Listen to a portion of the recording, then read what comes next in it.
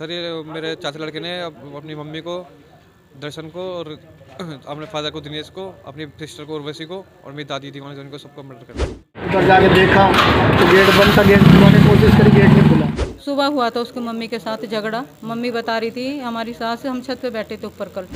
दिल्ली के पालम इलाके से एक दिल दहला देने वाली घटना सामने आई है, जहां पर एक व्यक्ति ने अपने ही परिवार के 4 सदस्यों की हत्या कर दी है। आरोपी का नाम केशव है और वह नशे का आदी है। परिवार ने उसे नशा मुक्ति केंद्र भी भेजा था, लेकिन वहां से लौटने के बाद भी उसकी नशे की लत नहीं छूटी और नशे के लिए वह लगातार परिवार वालों से पैसे मांगता रहता था। मंगलवार को भी उसने ऐसे ही किया। वह परिवार से पैसे मांग रहा था, लेकिन घर वालों के इनकार करने के बाद उसने उन सभी का मर्डर करने का प्लान बना लिया और वह इतना ज्यादा अपने नशे की लत में पागल हो चुका था कि उसने यह भी नहीं देखा कि ये उसके परिवार के अपने लोग हैं। लेकिन जब उसे नशा करने के लिए पैसे नहीं मिले तो उसने अपने घर में से चारों सदस्यों को एक एक अलग अलग कमरे में ले जाकर उनकी गला रेत कर हत्या कर दी। उसकी बहन की चीख की आवाज सुनकर चचेरे भाई ऊपर आए और उन्होंने गेट खटखटाया तो अंदर से केशव ने जवाब दिया कि यह हमारा फैमिली मैटर है, आप दूर रहें। ये सुनकर उनके घर वालों को शक होने लगा और जो बाहर खड़े लोग थे वो सब वहीं पर खड़े रहे और इंतजार करने लगे गेट खुलने का।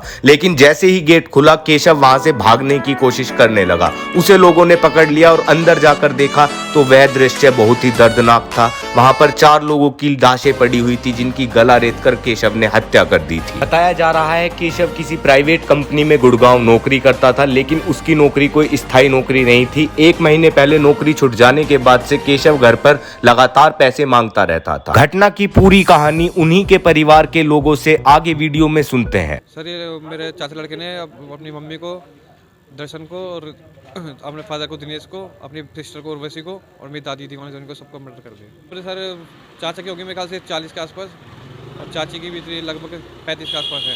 और लड़की की मेरे ख्याल से 23-24 साल की थी और दादी का 70 के आसपास थी। ऊपर जाके देखा तो गेट बंद था, गेट खुलवाने की कोशिश करी, गेट नहीं खुला। PCR में फोन करी तो PCR आने के बाद हम ऊपर गए, पुलिस वाले के साथ हमने गेट खोलने की कोशिश करी, नहीं खुला। इतनी देर में वो भागने की आवाज़ आई, कूद गया वो नीचे।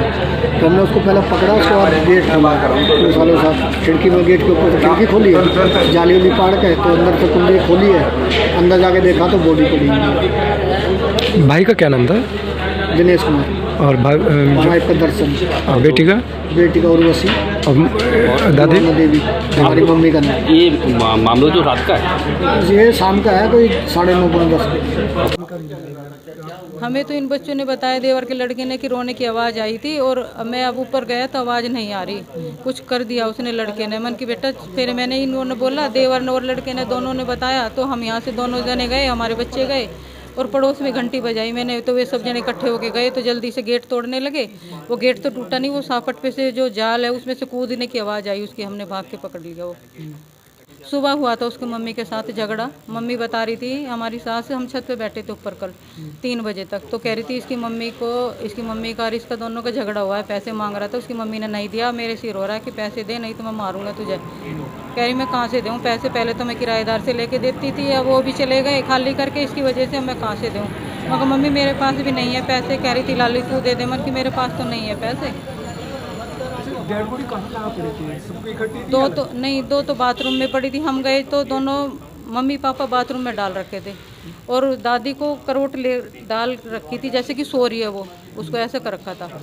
और बहन ऐसे ऐसे करके पड़ी थी। ये गला कट रहा था, इतना बड़ा खून था चारों तरफ और गला कट रहा था ये सारी, और ये यहाँ से सीना फाड़ रखा था उसका। नशे की लत में कोई इंसान दरिंदा भी बन सकता है, जानवर भी बन सकता है। बहरहाल फिलहाल केशव के ऊपर धारा 302 के तहत मुकदमा दर्ज कर लिया गया है और आगे की जांच चल रही है। और ऐसी वीडियो पाने के लिए हमारे चैनल को सब्सक्राइब करें। धन्यवाद।